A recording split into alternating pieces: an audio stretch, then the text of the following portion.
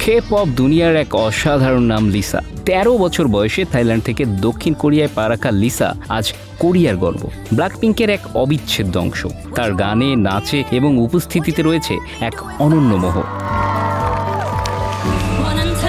সেই লিসা সম্প্রতি প্রকাশ করেছেন তার একক গান রকস্টার, যা যেন এক ঝড়ে মেতে উঠেছে সারা দুনিয়া। 2.5 বছরের বিরতি ভেঙে তিনি প্রকাশ করেছেন এই গান, আর তাতেই যেন ভক্তরা খুঁজে পেয়েছে এক নতুন লিসাকে।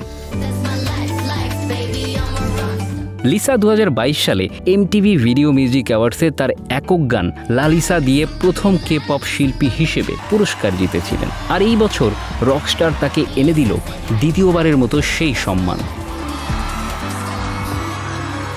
এই নজিরবিহীন অর্জন তাকে কে-পপ দুনিয়ায় এক শক্তিশালী প্রতিযোগী হিসেবে তুলে ধরেছে। রকস্টার গানের মাধ্যমে তার ঝড়ো প্রত্যাবর্তনটি ছিল এক কথায় অবিস্মরণীয়।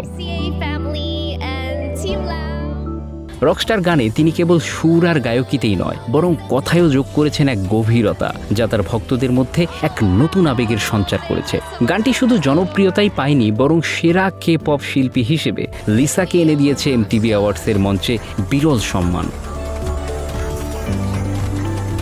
এই বিভাগে তার প্রতিযোগী ছিলেন বিটিএস তারকা জাংকুক, এনসিটি ড্রিম, নিউজিন্স, স্ট্রে কিডসের মতো তারকারা। কিন্তু সব প্রতিযোগিতায় তিনি ছাপিয়ে গেছেন তার অনন্য কণ্ঠ এবং পারফরম্যান্স দিয়ে।